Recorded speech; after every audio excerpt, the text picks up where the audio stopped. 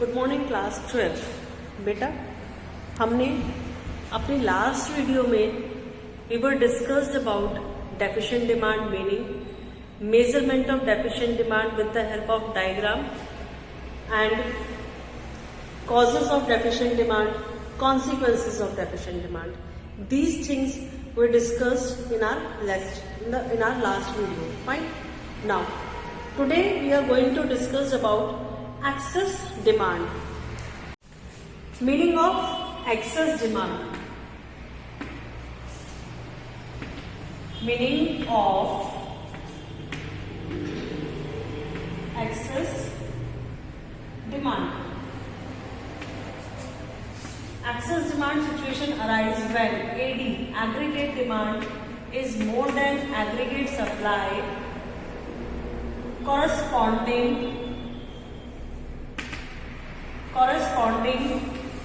to full employment. Corresponding to full employment. What does it mean? कि excess demand is क्या?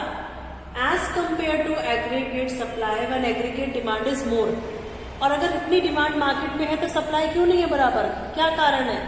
भाई हर producer चाहता है कि जितनी डिमांड है मार्केट में उतनी ही सप्लाई हो, बट सप्लाई तो है कम और डिमांड है ज्यादा. It means what? इसका मतलब ये है कि जो प्रोड्यूसर्स हैं उनके पास जो रिसोर्सेज अवेलेबल है सप्लाई करने के, वो सारे रिसोर्सेज क्या हो गए? Fully and efficiently utilised. उनका प्रॉपर यूज हो चुका है, फिर भी डिमांड वो पूरी नहीं कर पा रहे हैं. तो that is the situation of excess demand. वो चाहकर भी डिमांड के बराबर नहीं कर पा रहे supply. What is the reason behind that? Because of full employment. Means जितने भी रिसोर्सेज इकोनॉमी में अवेलेबल थे, all resources are fully and efficiently utilized by the producers. Fine. तो in that situation condition arise of excess demand. Now, how we can measure the situation of excess demand? हम excess demand की situation को कैसे measurement कर सकते हैं? With the help of diagram. ठीक है, diagram के थ्रू मैं आपको explain करूँ बेटा. Here is a y-axis, x-axis, origin. On y-axis we represent aggregate demand. On x-axis here we can write output, income और GDP. फिर ऑरिजिन से हम एक कर्व ड्रॉ करेंगे 45 डिग्री एंगल पर, जो कि हमारे इनकम को शो करेगा. And income is always equals to aggregate supply. Fine. यह हमारा 45 डिग्री का एंगल है. ये इतनी एग्रीगेट डिमांड हम पूरी कर रहे हैं. यहाँ तक की डिमांड पूरी कर रहा है प्रोड्यूसर, जो कि क्या है? Full employment. यानी यहाँ तक की डिमांड पूरी करते ही सारे रिसोर्सेज क्या हो गए? Fully and efficiently utilise. लेकिन जो इकोनॉमी में डिमांड है वो कितनी है? यहाँ तक है. यानी ये प्लान्ड है. इतनी डिमांड इकोनॉमी चाह रही है कि इतनी डिमांड हमारी प्रोड्यूसर्स पूरी करे, लेकिन इतनी कर तो नहीं पा रहा क्योंकि यहाँ तक ही सारे रिसोर्सेज यूज हो गए. इसका मतलब इतना आउटपुट जनरेट हो रहा है, बस इतना आउटपुट वो चाह रहे हैं, लेकिन क्योंकि हम वहां तक पहुंच नहीं सकते इसलिए उस आउटपुट को हम शो भी नहीं करेंगे, जो हमारे लिए पॉसिबल ही नहीं है. जहां तक पहुंचना हमारे लिए पॉसिबल ही नहीं है उस आउटपुट को हम शो नहीं करते हैं. अगर आपको ध्यान हो, डेफिशिएंट डिमांड में हमने क्या करा था? दोनों आउटपुट दिखाए थे. एक आउटपुट जो प्रोड्यूसर जनरेट कर रहा था एज पर द डिमांड, और एक आउटपुट कौन सा? जो वो जनरेट कर सकता है. यानी जो उसका एक्चुअल था वो शो कर दिया, जो उसका पोटेंशियल है वो भी शो कर दिया, क्योंकि दोनों आउटपुट शो करना उसमें पॉसिबल है. लेकिन यहाँ पर ये उसका पोटेंशियल है, यानी वो सिर्फ इतना ही जनरेट कर सकता है. मैक्सिमम लिमिट है. इकोनॉमी भले ही हमसे चाह रही है यहाँ तक आउटपुट जनरेट करवाना, but that is not possible for the producers. Why? Because all resources are used properly. इस आउटपुट तक आते आते ही सारे रिसोर्सेज यूज हो गए. तो ये जो आउटपुट गवर्नमेंट हमसे चाह रही है, इकोनॉमी हमसे चाह रही है, वो हमारे लिए पॉसिबल ही नहीं है जनरेट करना. दैट्स व्हाई हम इस आउटपुट को शो भी नहीं करेंगे. फाइन. फिर इस एडीएफ और इस एडीपी का ये जो गैप है, दैट गैप, ये तो हमारा ई हो गया. ये जो हमारा गैप है, इस गैप को वी कॉल्ड एक्सेस डिमांड, यानी कितनी डिमांड हमारी इकोनॉमी में क्या है, ज्यादा है। ये हमारा एक्सेस डिमांड कहलाता है। तो अगर हम एक्सेस डिमांड को मेजरमेंट करना चाहते हैं, एक्सेस डिमांड को we can find with the help of ADP, क्योंकि यहाँ पे प्लान ज्यादा है ना, किसमें से माइनस कर देंगे, एडीएफ में से, जो भी निकल कर आएगा, यानी इतना डिमांड इकोनॉमी में एक्सेस में हो रहा है, ज्यादा में आ रहा है, जो कि प्रोड्यूसर्स के लिए या इकोनॉमी के लिए not possible to generate, possible ही नहीं है कि वो इतनी डिमांड को जनरेट कर सके। फाइन। नाउ जब हमारे पास इकोनॉमी में डिमांड इतनी ज्यादा हो रही है, एडी ज्यादा है एएस से, तो what is the reason behind that? तो next topic is causes of excess demand. Same causes are there. जो हमारे causes deficient demand में थे, क्या थे, एग्रीगेट के कंपोनेंट, वही हमारे causes excess demand है एग्रीगेट के कंपोनेंट। बट वहां पर वैल्यूज घट रही थी, इसलिए एडी घट रहा था। यहाँ पर वैल्यूज बढ़ जाएंगी तो एडी बढ़ जाएगा। अगर मान लीजिए हमारा जो कंजप्शन है यानी हाउस होल्ड सेक्टर्स है, they are plan to expend more and more, बहुत ज्यादा वो खर्चा करना चाहे, जितना कर सकते कर रहे, उनकी प्लानिंग है कि इस साल हमें खर्चे ज्यादा करने हैं, we have to expend more money for the consumption. तो जब हमारे कंजप्शंस बढ़ेंगे, कंजप्शन एक्सपेंडिचर्स बढ़ेंगे, तो कंजप्शन एक्सपेंडिचर हमारा क्या है, one of the most important component of AD.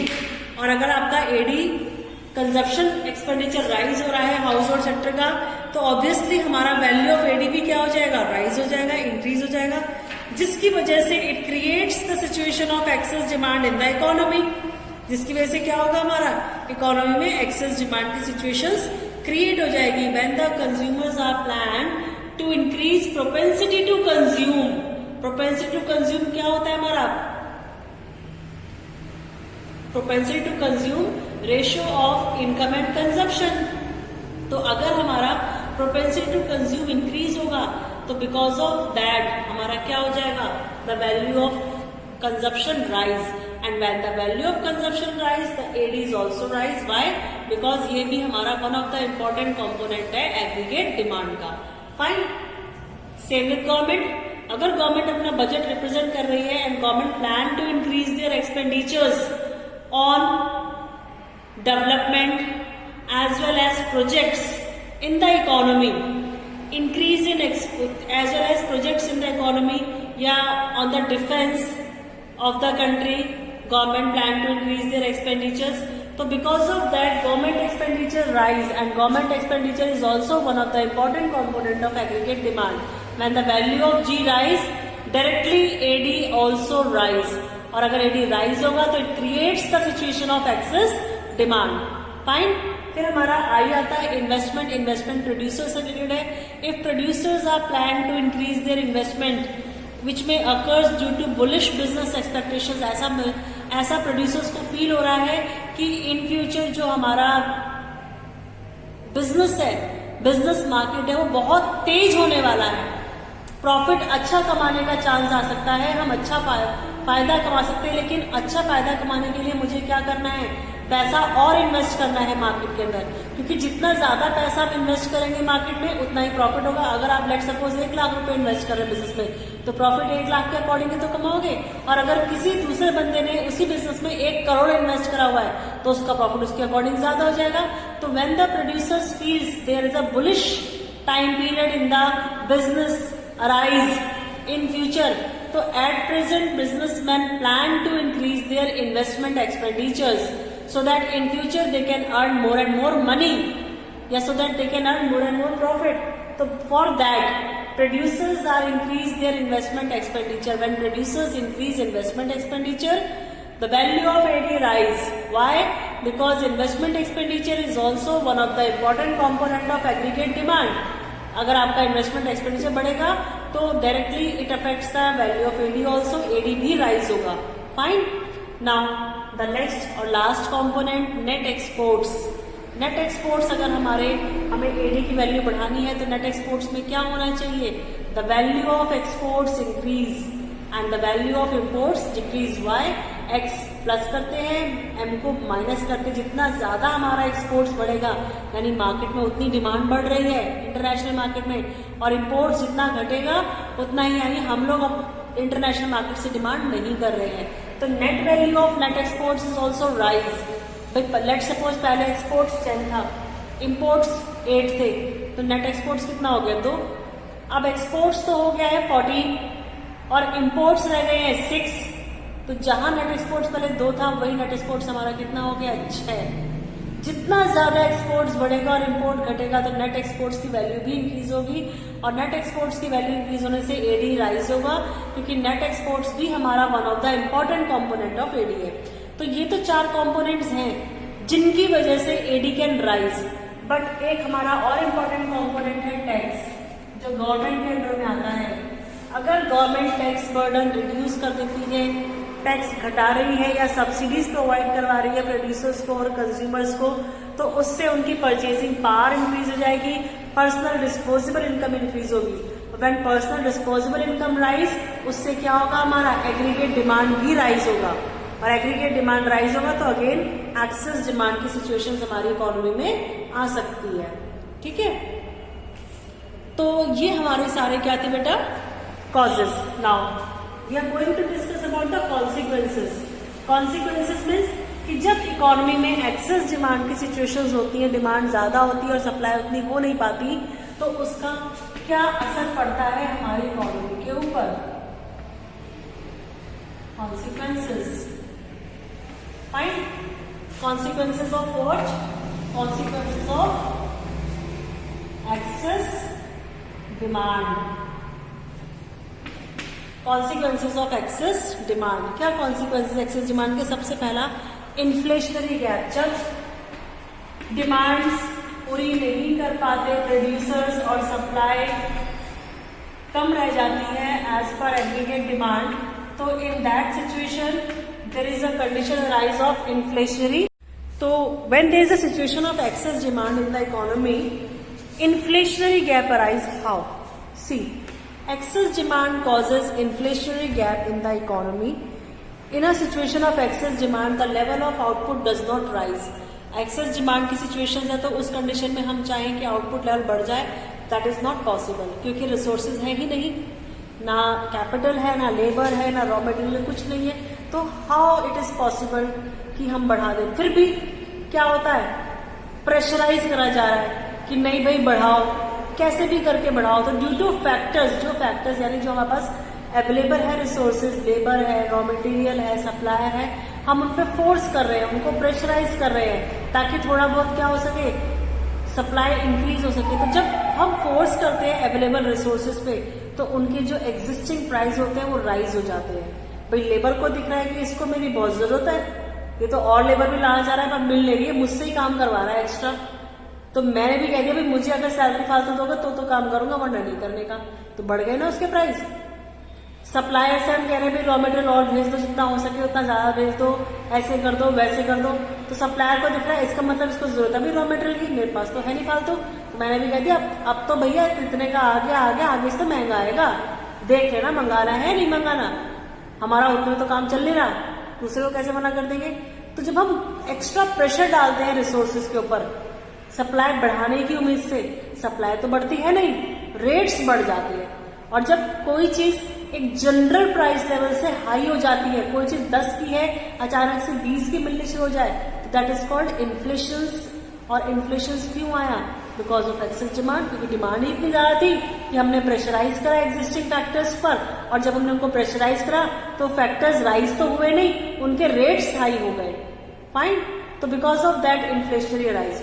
जब हमने पीछे ग्राफ बनाया था तो ग्राफ में जो हमारा गैप था, जो गैप एक्सेस डिमांड को शो करता है, वही गैप इन्फ्लेशनरी गैप है। जितना गैप बड़ा होगा उतनी ही महंगाई भी ज्यादा होगी, जितना गैप कम होगा उतनी महंगाई भी कम हो जाएगी। तो जो हमारा इन्फ्लेशनरी गैप है, जो एक्सेस डिमांड का गैप है between the 2 AD graphs, ADF and ADP, जितना गैप ज्यादा होगा उतना ही इन्फ्लेशन भी ज्यादा होंगे, जितना गैप कम होगा उतने ही इन्फ्लेशन भी कम हो जाएंगे। तो this is the first consequences. Second is static GDP.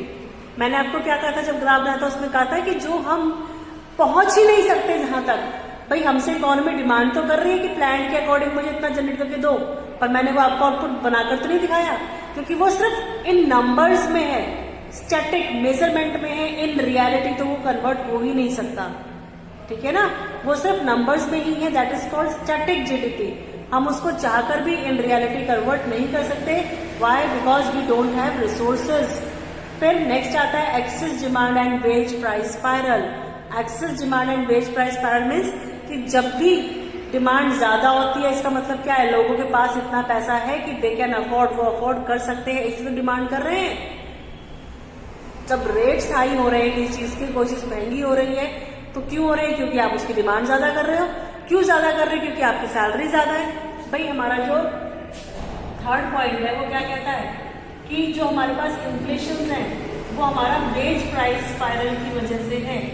Veg price spiral यानी जब आपके पास पैसा ज्यादा होता है, at that time you demand, आप उस टाइम डिमांड करते हैं क्योंकि आप उसको अफोर्ड कर सकते हैं, तो that is called wage price spiral. Due to excess demand, जब हम प्रेशर डालते हैं फैक्टर्स के ऊपर तो उनके रेट्स हाई होते हैं, उनके रेट्स हाई हो गए तो उनकी इनकम अच्छी हो गई, उनकी इनकम अच्छी हो रही है मतलब वो भी डिमांड करने लग रहे हैं, तो डिमांड बढ़ने घटने की जगह क्या हो रही है, और ज्यादा राइज अप होती जा रही है। फाइन। फिर लास्ट हमारा आता है loss of profit. Loss of profit क्यों? क्योंकि डिमांड है मार्केट में 1500 पीस की, हम जनरेट कर रहे हैं 1200 पीस, तो प्रॉफिट किसके हिसाब से कमा रहे हैं? 1200 के हिसाब से। अगर मेरे पास रिसोर्सेज अवेलेबल होते तो मैं 1500 पीस जनरेट करती और प्रॉफिट भी 1500 के हिसाब से प्रॉफिट भी हम 1500 के हिसाब से ही कमाते। तो इसलिए when producers are not able to fulfil the demand of the economy, they feel कि उनका प्रॉफिट घट गया। जितनी डिमांड है अगर वो उतनी पूरी कर देते, उतना सामान बिकता, तो उनको उतना प्रॉफिट भी होता। इसलिए here is the topic loss of profit. दोनों में है लॉस ऑफ प्रॉफिट, डिफ्लेशन में भी और इन्फ्लेशन में भी, डेफिशिएंट डिमांड में और एक्सेस डिमांड में। फाइन। अब इसके बाद हमारा जो नेक्स्ट टॉपिक है वो ये है कि how we can control the situation of excess and deficient demand, क्योंकि दोनों ही सिचुएशंस इकोनॉमी के फेवर में नहीं होती। कहीं अनएम्प्लॉयमेंट बढ़ रही है तो कहीं महंगाई बढ़ रही है, दोनों में ही प्रोड्यूसर्स को लॉस ऑफ प्रॉफिट हो रहा है। ठीक है ना, तो इन दोनों कंडीशंस को कैसे कंट्रोल करा जाएगा, क्या उसके मेजर्स हैं, that measures we will discuss in our next video. Thank you class.